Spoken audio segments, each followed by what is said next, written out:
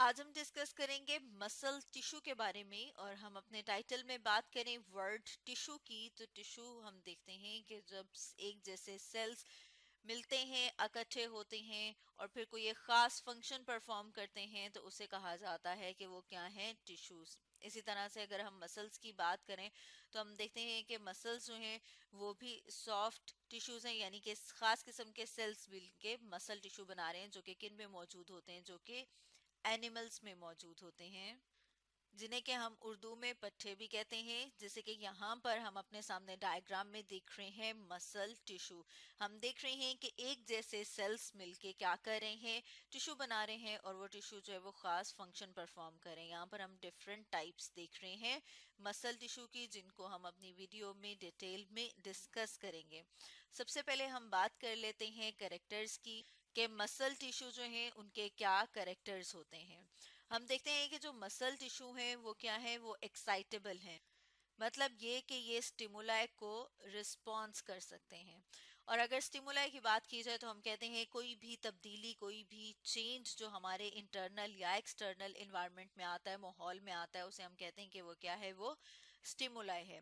जैसे कि for example अगर हम बात करें कि हमारे बाजू के ऊपर या टांग के ऊपर कोई नोकीली चीज चुभ जाती है हमारे हाथ के ऊपर, तो हम क्या करते हैं, हम फौरन से अपने हाथ को, अपने बाजू को पीछे को खींचते हैं।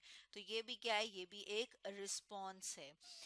तो इसी तरह से अब अगर हम एक और कैरेक्टर की बात करें तो हम देखते हैं कि जो मसल सेल्स होते हैं या फिर जो हमारा मसल टिश्यू है वो कॉन्ट्रेक्टाइल हैं।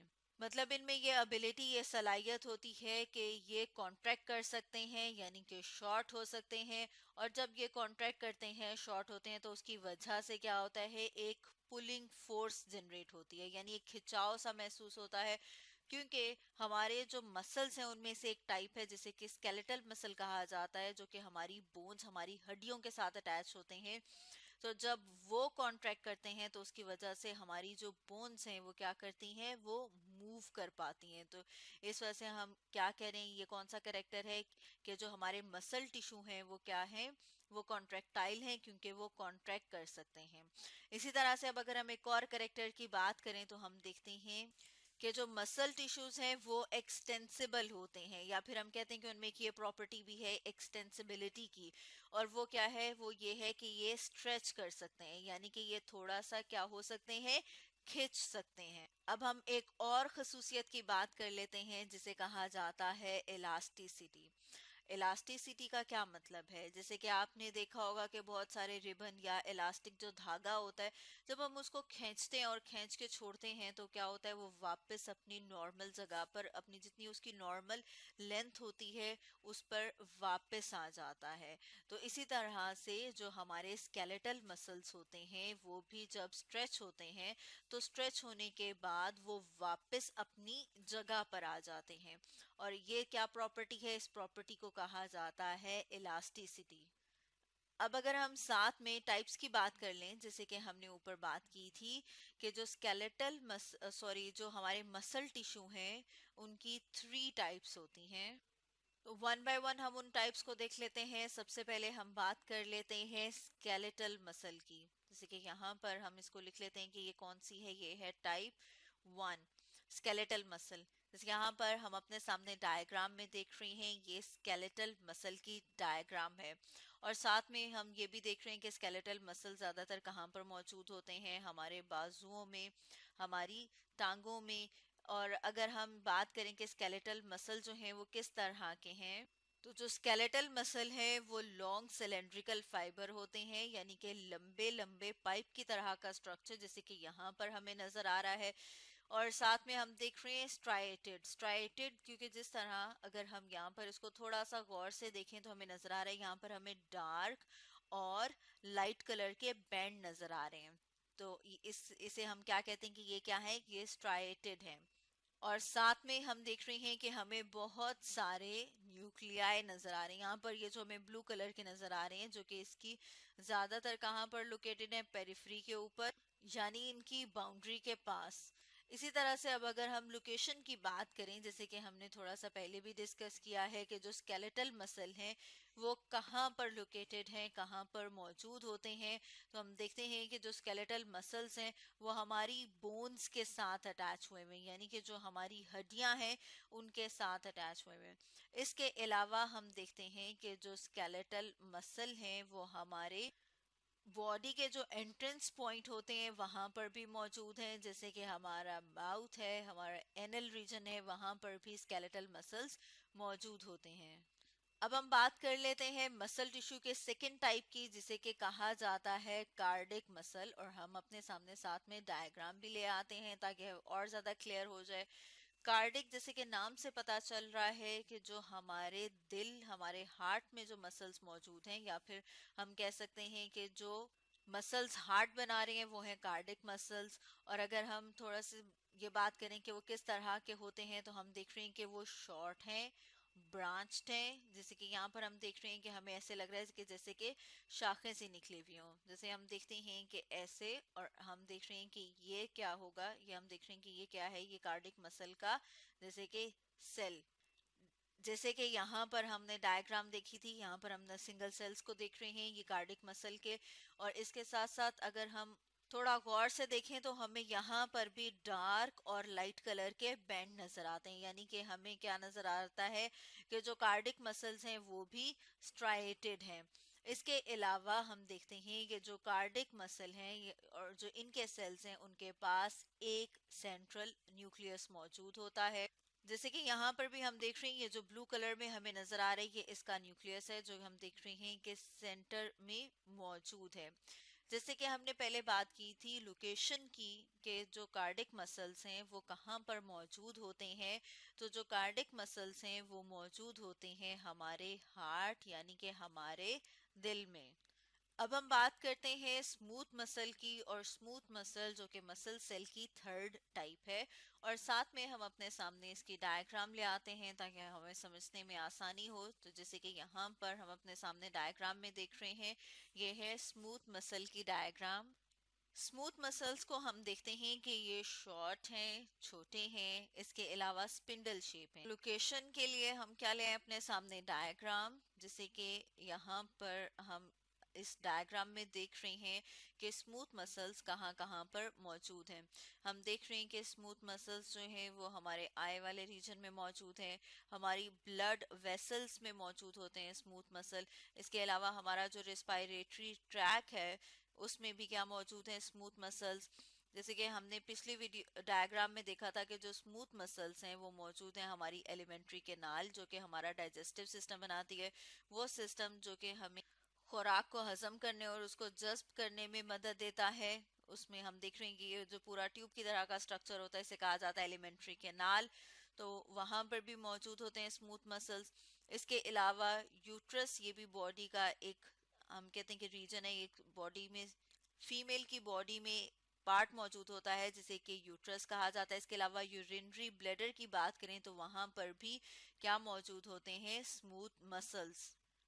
अब हम मसल सेल्स के फंक्शंस की बात कर लेते हैं। जैसे कि हमने देखा है कि जो मसल सेल्स हैं वो थ्री टाइप्स के हैं, स्मूथ मसल्स, कार्डिक मसल्स और स्केलेटल मसल। हम वन बाय वन इनके फंक्शन को डिस्कस करते हैं। सबसे पहले हम बात कर लेते हैं स्मूथ मसल्स की। तो जो स्मूथ मसल्स हैं वो हमारे इनवॉलेंट्री हैं। इनवॉलेंट्री का मतलब क्या है कि जो हमारे अपने कॉन्शियस कंट्रोल में नहीं होते, यानी कि अगर हम खुद से इन मसल्स को मूव करवाना चाहें तो हम नहीं करवा सकते। जैसे कि हमने बात की थी कि जो हमारे स्मूथ मसल्स हैं वो मौजूद होते हैं हमारी एलिमेंट्री केनाल में, जैसे कि यहाँ पर हम देख रहे हैं कि क्या मौजूद है, ये हमारी एलिमेंट्री केनाल मौजूद है। तो जो हम खाना खाते हैं वो कहाँ पर जा रहा है, इन मसल्स की मूवमेंट की वजह से हमारे स्टमक, मैदे से होता हुआ हमारी स्मॉल इंटेस्टाइन और लार्ज इंटेस्टाइन में जा रहा है। तो इसका मतलब क्या है कि स्मूथ मसल्स क्या करा रहे हैं, फूड को मूव कराते हैं। लेकिन अब ये जो फूड मूव हो रही है, हम अपनी मर्जी से खुराक को आहिस्ता या तेजी से मैदे से, यानी हमारे स्टमक से स्मॉल इंटेस्टाइन में नहीं डाल सकते। तो इसका क्या मतलब है कि ये हमारे कॉन्शियस कंट्रोल में नहीं है, और इस तरह का जो है मसल्स, उसे हम कहेंगे क्या है, इनवॉलेंट्री कंट्रोल है। और फंक्शंस में हम देख रहे हैं कि ये क्या करा रहा है, फूड की मूवमेंट होती है। इसके अलावा बहुत सारी जो सिक्रीशंस हैं उनको भी मूव कराया जाता है स्मूथ मसल्स की मदद से। जैसे कि हमने बात की थी कि जो स्मूथ मसल्स हैं वो कहाँ कहाँ पर मौजूद हैं, तो उसमें हमने देखा था कि स्मूथ मसल्स जो हैं वो ब्लड वेसल्स में भी मौजूद है। तो हम इसके फंक्शन को भी देखते हैं कि वहां पर स्मूथ मसल्स का क्या फंक्शन है। तो हम देखते हैं कि जो स्मूथ मसल्स हैं वो क्या कर रहे हैं, वो रेगुलेट करते हैं ब्लड फ्लो को हमारी आर्टरीज में, क्योंकि इन मसल्स के कॉन्ट्रैक्ट करने से ब्लड फ्लो जो है उसे कंट्रोल किया जाता है। और अगर हम आर्टरीज की बात करें तो आर्टरीज वो खास किस्म की ब्लड वेसल्स हैं जो खून को हमारे हार्ट से, हमारे दिल से, हमारी बॉडी के मुख्तलिफ हिस्सों तक लेके जाती हैं। अब अगर हम बात करें कार्डिक मसल टिश्यू के बारे में, तो हम देख लेते हैं कि ये क्या हमारे कॉन्शियस कंट्रोल में है। तो हम देखते हैं कि कार्डिक मसल्स भी हमारे कॉन्शियस कंट्रोल में नहीं होते। इनके इनका जो कंट्रोल है उसे भी इनवॉलेंट्री कंट्रोल कहा जाता है। इसका क्या मतलब है? इसका मतलब ये है कि अगर हम अपनी मर्जी से कोशिश करें कि जो हमारा दिल है वो तेज धड़कना शुरू हो जाए या उसकी हार्ट बीट जो है वो कम हो जाए, तो ऐसा नहीं होता। यानी कि हम अपनी मर्जी से जो कार्डिक मसल्स हैं उनको मूव नहीं करवा सकते। और अगर हम कार्डिक मसल्स के फंक्शन की बात करें तो हम देखते हैं कि इसका जो सबसे मेन इम्पॉर्टेंट फंक्शन है वो यही है कि ये मसल्स जब कॉन्ट्रैक्ट करते हैं तो उसकी वजह से जो हमारा हार्ट है, हमारा दिल, ब्लड को, खून को पंप करता है। इसी तरह से अब हम देख लेते हैं जो इसकी थर्ड टाइप है जिसे कि स्केलेट मसल टिश्यू कहा जाता है। तो इसको हम देखते हैं कि ये हमारे वॉलेंट्री कंट्रोल में होता है, यानी कि हम अपनी मर्जी से इन मसल्स को मूव करवा सकते हैं, हरकत करवा सकते हैं। क्योंकि ये जो मसल्स हैं ये हमारी बोन, हमारी हड्डियों के साथ अटैच हुए हुए होते हैं, तो इनके कॉन्ट्रैक्ट और रिलैक्स करने से क्या करते हैं, हम अपने टांगे और बाजू हिला सकते हैं। जैसे कि अगर हमें कोई बुक उठानी है तो हम अपनी मर्जी से उस बुक को उठा सकते हैं, क्योंकि ये मसल्स हमारे कॉन्शियस कंट्रोल में है, हमारे वॉलेंट्री कंट्रोल में है। और इसके अलावा हम देखते हैं कि जो स्केलेटल मसल्स हैं वो हीट भी प्रोड्यूस करते हैं और हमारी बॉडी के अंदर मौजूद डिफरेंट ऑर्गन्स को प्रोटेक्ट भी करते हैं। तो स्टूडेंट्स, आज हमने डिस्कस किया मसल टिश्यूज के बारे में।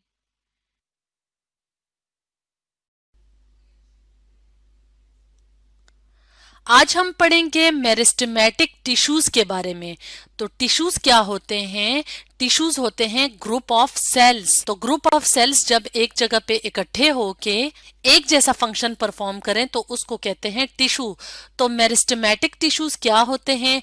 मेरिस्टेमेटिक टिश्यूज पौधों के अंदर मौजूद ऐसे टिश्यूज होते हैं जिनके अंदर एक्टिवली डिवाइडिंग सेल्स होते हैं, यानी इनके जो सेल्स होते हैं वो लिविंग सेल्स होते हैं। और अगर मेरिस्टेमेटिक टिश्यूज के फंक्शन की बात करें तो पौधों के अंदर मेरिस्टेमेटिक टिश्यूज का क्या इंपॉर्टेंट रोल है? मेरिस्टेमेटिक टिश्यूज पौधों के मुख्तलिफ ऑर्गन्स बनाते हैं। ऑर्गन्स जैसे कि पौधों के लीव्स हैं, स्टेम है, रूट वगैरह हैं। तो मेरिस्टेमेटिक टिश्यूज क्या करते हैं? प्लांट के ऑर्गन्स बनाते हैं। इसके अलावा ये पौधों की ग्रोथ में भी मदद देते हैं। तो मेरिस्टेमेटिक टिश्यूज की डिटेल्स पढ़ने से पहले हम ये देख लेते हैं कि पौधे के अंदर जो टिश्यूज पाए जाते हैं उनको कैसे डिवाइड किया जाता है, यानी पौधों के जो टिश्यूज होते हैं उनकी क्लासिफिकेशन क्या है। तो प्लांट टिश्यू को डिवाइड किया जाता है मेरिस्टेमेटिक टिश्यू में और परमानेंट टिश्यू में। तो मेरिस्टेमेटिक टिश्यूज की फर्दर आगे से तीन टाइप्स होती हैं, जिसमें शामिल है एपिकल मेरिस्टेम, लेटरल मेरिस्टेम और इंटरकैलरी मेरिस्टेम।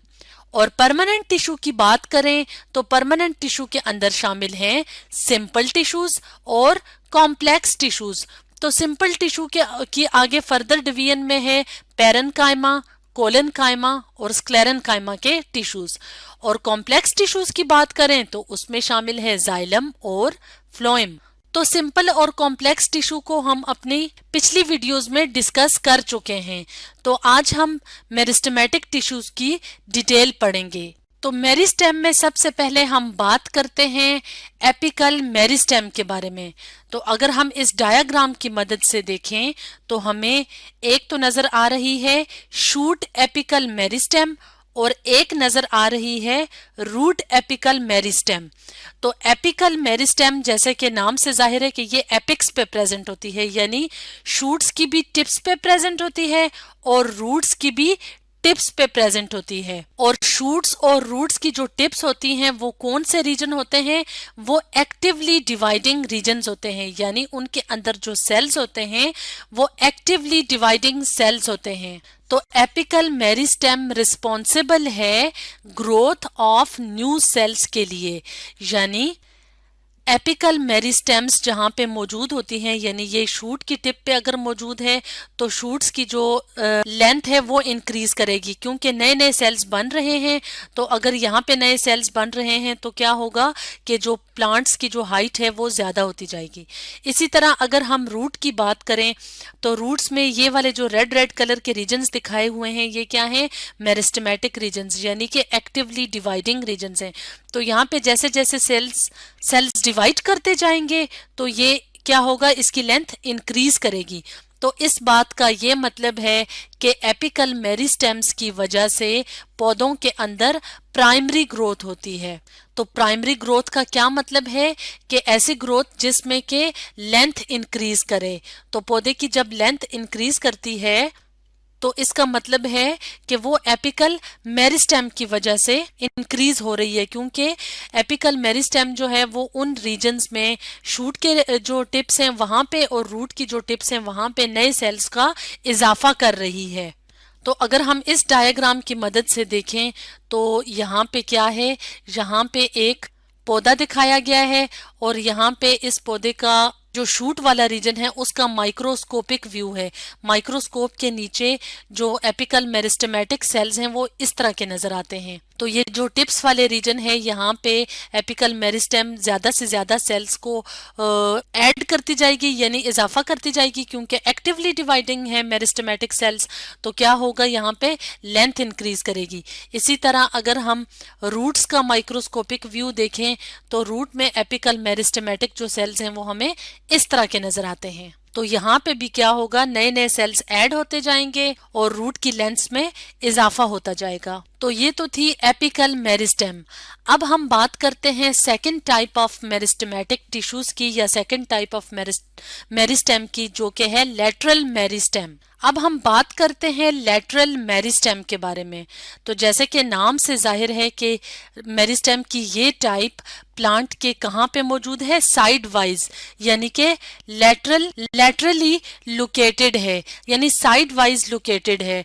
तो लेटरल मेरिस्टेम के अगर रोल की बात करें तो लेटरल मेरिस्टेम रिस्पॉन्सिबल है सेकेंडरी ग्रोथ ऑफ प्लांट्स के लिए। तो सेकेंडरी ग्रोथ का क्या मतलब होता है, सेकेंडरी ग्रोथ का मतलब होता है ग्रोथ इन विड्थ, यानी जब पौधे की विड्थ ज्यादा होती है, चौड़ाई ज्यादा होती है, तो उसको कहते हैं, उस टाइप की ग्रोथ को कहते हैं सेकेंडरी ग्रोथ। तो सेकेंडरी ग्रोथ किस वजह से होती है, लेटरल मेरिस्टेम की वजह से। तो अगर हम इस डायग्राम की मदद से देखें तो यहाँ पे हम एक प्लांट देख रहे हैं और प्लांट का एक स्टेम वाला पार्ट काटा हुआ है और उसको माइक्रोस्कोप के नीचे देखा गया तो उसके अंदर क्या मौजूद होती है, लेटरल मेरिस्टेम। तो लेटरल मेरिस्टेम में शामिल है वेस्कुलर कैम्बियम और कॉर्क कैम्बियम, यानी लेटरल मेरिस्टेम की दो टाइप्स हैं, वेस्कुलर कैम्बियम और कॉर्क कैम्बियम। तो कॉर्क कैम्बियम वाला जो रीजन है, क्योंकि हम ये तो जानते हैं कि मेरिस्टेम जो है उसके अंदर एक्टिवली डिवाइडिंग सेल्स होते हैं, तो कॉर्क कैम्बियम वाला जो रीजन होगा वो क्या बनाएगा, कॉर्क के सेल्स बनाएगा। और वेस्कुलर कैम्बियम वाला जो रीजन है वो क्या बनाएगा, वेस्कुलर बंडल बनाएगा, जिसमें के जाइलम और फ्लोएम के टिश्यूज शामिल हैं। तो जैसे जैसे लेटरल मेरिस्टेम सेल्स का इजाफा करता जाएगा, यानी कि cork cambium cork cell produce करेगी और वेस्कुलर कैम्बियम वेस्कुलर बंडल के सेल्स ऐड करती जाएगी, तो क्या होगा कि पौधे की विड्थ में इजाफा होता जाएगा, ना सिर्फ स्टेम में बल्कि रूट्स में भी, यानी लेटरल मेरिस्टेम रूट्स में भी मौजूद होती है और स्टेम में भी मौजूद होती है। तो यहाँ पे इस डायग्राम में हमने स्टेम का लेटरल मेरिस्टेम देखा। तो इस तरह से पौधे की सेकेंडरी ग्रोथ लैटरल मेरिस्टेम की वजह से होती है।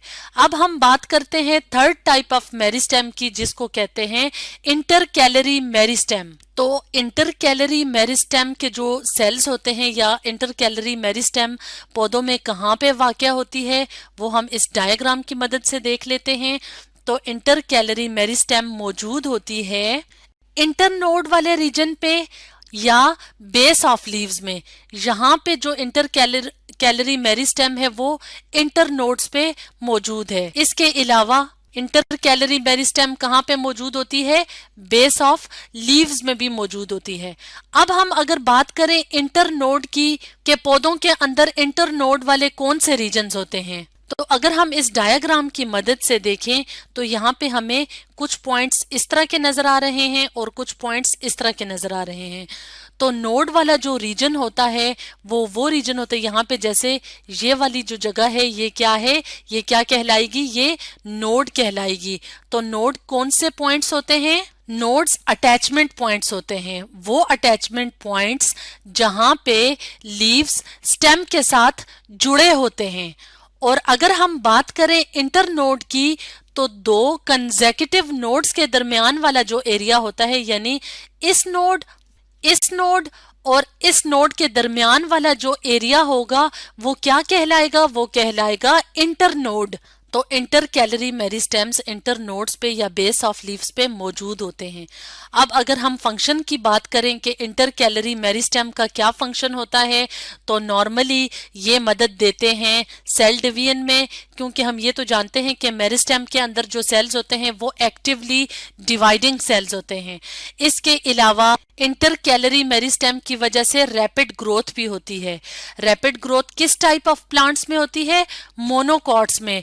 तो मोनोकॉट प्लांट्स की जो फैमिली है उसके अंदर ग्रासेस वगैरह शामिल हैं। तो जैसे कि इस डायग्राम के अंदर मोनोकॉट का एक प्लांट लिया गया है जिसमें के इंटरनोड्स भी दिखाई गई हैं और इंटरकैलरी मेरिस्टेम भी दिखाई गई है।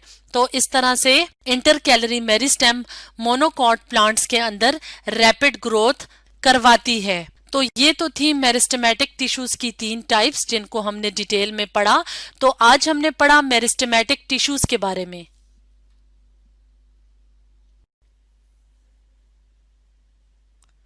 आज हम पढ़ेंगे परमानेंट टिश्यूज के बारे में। तो परमानेंट टिश्यूज मैच्योर प्लांट्स में पाए जाने वाले टिश्यूज होते हैं। तो परमानेंट टिश्यूज में जो सेल्स होते हैं वो डिवाइड नहीं करते, यानी परमानेंट टिश्यूज के अंदर जो सेल्स होते हैं वो मैच्योर होते हैं और उनकी डेफिनेट शेप और साइज होता है। तो परमानेंट टिश्यूज को डिटेल में डिस्कस करने से पहले हम ये देख लेते हैं कि प्लांट टिश्यूज को कितनी क्लासेस में क्लासिफाई किया जाता है। तो इस फ्लो चार्ट की मदद से हम देख लेते हैं कि प्लांट टिश्यूज को कैसे क्लासिफाई किया जाता है। तो प्लांट टिश्यूज को बेसिकली क्लासिफाई किया जाता है मेरिस्टेमेटिक टिश्यूज में और परमानेंट टिश्यूज में। तो मेरिस्टेमेटिक टिश्यूज में जो सेल्स होते हैं वो डिवाइड कर सकते हैं और जो परमानेंट टिश्यूज होते हैं, जैसे कि हमने वीडियो के स्टार्ट में बताया, तो इसमें सेल्स डिवाइड नहीं कर सकते। तो परमानेंट टिश्यूज को फर्दर डिवाइड किया जाता है सिंपल टिश्यूज में। सिंपल टिश्यूज को ग्राउंड टिश्यूज भी कहते हैं, और कॉम्प्लेक्स टिश्यूज में, जिसको वेस्कुलर टिश्यू भी कहा जाता है। तो वेस्कुलर टिश्यूज में जाइलम और फ्लोएम शामिल हैं, जबकि सिंपल टिश्यूज में एपिडर्मिस, पेरेन्काइमा, कोलेनकाइमा और स्क्लेरेनकाइमा शामिल हैं। तो आज की वीडियो में हम परमानेंट टिश्यूज में एपिडर्मिस और पेरेन्काइमा के बारे में डिटेल से पढ़ेंगे। तो एपिडर्मिस, जैसे कि नाम से जाहिर है, ये इस तरह का टिश्यू है जो कि प्लांट बॉडी के अंदर आउटर बाउंड्रीज बनाता है, यानी ये आउटर मोस्ट लेयर होती है प्लांट्स की। तो अगर हम एक डायग्राम की मदद से देखें तो यहाँ पे हम प्लांट के लीफ का क्रॉस सेक्शन देख रहे हैं, जिसमें हम क्लियरली देख सकते हैं कि एपिडर्मिस कहाँ कहाँ पे मौजूद है, आउटर मोस्ट बाउंड्रीज पे मौजूद हैं। तो ऊपर वाली लेयर पे जो एपिडर्मिस मौजूद होता है उसको कहते हैं अपर एपिडर्मिस, और लोअर लेयर पे या लोअर बाउंड्री पे जो एपिडर्मिस की लेयर मौजूद होती है उसको कहते हैं लोअर एपिडर्मिस। और बाकी के जो टिश्यूज होते हैं वो इन दो लेयर्स के दरमियान में मौजूद होते हैं। तो इस बात का क्या मतलब हुआ कि एपिडर्मिस प्लांट बॉडी की आउटर बाउंड्री बनाती है और ये बाउंड्री क्या है, प्लांट और एक्सटर्नल एनवायरनमेंट के दरमियान भी एक बाउंड्री का काम करती है। यानी ये बाहर का एक्सटर्नल एनवायरनमेंट है और ये इंटरनल स्ट्रक्चर है। तो इंटरनल और एक्सटर्नल स्ट्रक्चर के दरमियान जो बाउंड्री मौजूद है वो क्या है, वो है एपिडर्मिस। तो ये एपिडर्मिस की लेयर यानी एपिडर्मिस का जो टिश्यू है वो प्लांट्स के लिए काफ़ी सारे इंपॉर्टेंट फंक्शंस परफॉर्म करता है। तो सबसे पहला फंक्शन ये है कि ये पौधे को वाटर लॉस से बचाता है। तो वाटर लॉस से कैसे बचाता है, वाटर लॉस से बचाता है ये वैक्सी क्यूटिकल लेयर के जरिए। अपर एपिडर्मिस सिक्रीट करती है एक वैक्सी सी लेयर जिसे कहते हैं क्यूटिकल। तो क्यूटिकल क्या करती है, क्यूटिकल हेल्प करती है प्लांट्स को डिहाइड्रेट होने से बचाती है, यानी ये वाटर लॉस से बचाती है पौधे को। तो इस तरह से एपिडर्मिस क्या करती है, प्रोटेक्शन का काम करती है। अब हम बात करते हैं एक और फंक्शन की और वो है गैस एक्सचेंज का फंक्शन। यानी जो गैसेस होती हैं जो प्लांट्स के लिए जरूरी होती हैं उसकी एक्सचेंज को रेगुलेट करने का काम भी एपिडर्मल लेयर करती है। इसके अलावा ये कुछ इम्पॉर्टेंट मेटाबॉलिक कंपाउंड्स को स्क्रीट करती है। तो मेटाबॉलिक कंपाउंड्स ऐसे कंपाउंड्स होते हैं जो प्लांट्स की ग्रोथ के लिए और डेवलपमेंट के लिए जरूरी होते हैं। तो एपिडर्मिस प्लांट्स के लिए बहुत ज्यादा इंपॉर्टेंट फंक्शंस परफॉर्म करती है, जिसमें के प्रोटेक्शन का फंक्शन है, रेगुलेशन का फंक्शन है और स्क्रीशन का फंक्शन है। तो ये तो था कुछ एपिडर्मिस के बारे में। और एपिडर्मिस क्या है, सिंपल ग्राउंड टिश्यू यानी परमानेंट टिश्यू की एक टाइप। अब हम बात करते हैं पैरेनकाइमा टिश्यू के बारे में। तो पैरेनकाइमा टिश्यू को समझने के लिए हम एक डायग्राम की मदद लेते हैं। तो पैरेनकाइमा टिश्यू के अंदर जो सेल्स होते हैं वो इस तरह इलोंगेटेड होते हैं। यहाँ पे ये क्रॉस सेक्शन में भी पैरेनकाइमा टिश्यू के सेल्स दिखाए गए हैं और यहाँ पे लॉन्गिट्यूडनल सेक्शन में। तो पैरेनकाइमा के जो सेल्स होते हैं वो थिन वॉल्ड होते हैं और उसके अंदर काफी ज्यादा वैक्यूल्स पाए जाते हैं। और अगर हम बात करें कि ये प्लांट्स में कहाँ पे पाए जाते हैं, तो ये प्लांट्स में ऑलमोस्ट हर पार्ट में मौजूद होते हैं। तो ये इंटरनल लेयर ऑफ लीव्स में भी पाए जाते हैं, इसके अलावा ये कॉर्टेक्स में भी मौजूद होते हैं और पिथ ऑफ स्टेम्स में भी मौजूद होते हैं। तो अगर हम एक डायग्राम की मदद से इंटरनल स्ट्रक्चर ऑफ लीव्स देखें तो हम क्लियरली देख सकते हैं कि एक बड़ा वॉल्यूम जो होता है लीव्स के इंटरनल स्ट्रक्चर में वो पैरेनकाइमा टिश्यू से ऑक्युपाइड होता है। तो अगर हम इस डायग्राम में देखें तो हम इस डायग्राम में एक लीव देख रहे हैं और अगर हम एक लीव के सेक्शन को क्रॉस सेक्शन में काटें तो हमें इस तरह से लीव्स में मुख्तलिफ हिस्से नजर आते हैं, जैसे कि एपिडर्मिस है, स्टोमेटा है। स्टोमेटा के साथ साथ जो गार्ड सेल्स है, स्टोमेटा का काम क्या है, गैस एक्सचेंज में मदद देना, यानी ये छोटे छोटे पोर्स होते हैं। और एपिडर्मिस के बाहर क्यूटिकल की लेयर होती है यानी वैक्सी लेयर होती है। अब अगर हम इंटरनल पार्ट ऑफ लीव में देखें तो हमें ये इलोंगेटेड सेल्स नजर आ रहे हैं। तो ये कौन से सेल्स हैं, ये पैरेनकाइमा के सेल्स हैं। तो पैरेनकाइमा के सेल्स में पेलिसेड पैरेनकाइमा भी शामिल है और स्पॉन्जी पैरेनकाइमा के सेल्स भी शामिल हैं। तो कलेक्टिवली इनको मीजोफिल सेल्स भी कहते हैं। और लीव्स के अंदर जो पैरेनकाइमा सेल्स मौजूद होते हैं वो ग्रीन इन कलर होते हैं। अब ग्रीन इन कलर क्यों होते हैं, क्योंकि इनके अंदर मौजूद होते हैं क्लोरोप्लास्ट। तो क्लोरोप्लास्ट छोटी छोटी ऑर्गेनेलीज होती हैं जिनके अंदर ग्रीन कलर का पिगमेंट यानी क्लोरोफिल पाया जाता है और क्लोरोफिल की मौजूदगी की वजह से प्लांट्स का या हम कहें कि लीव्स का कलर हमें ग्रीन नजर आता है। और क्लोरोप्लास्ट में ही फूड प्रिपरेशन का काम होता है, यानी फूड प्रिपरेशन का फंक्शन होता है जिसे कहते हैं फोटोसिंथेसिस का फंक्शन। तो इट मींस कि जो पैरेनकाइमा के सेल्स हैं वो फोटोसिंथेसिस में इन्वॉल्व हैं।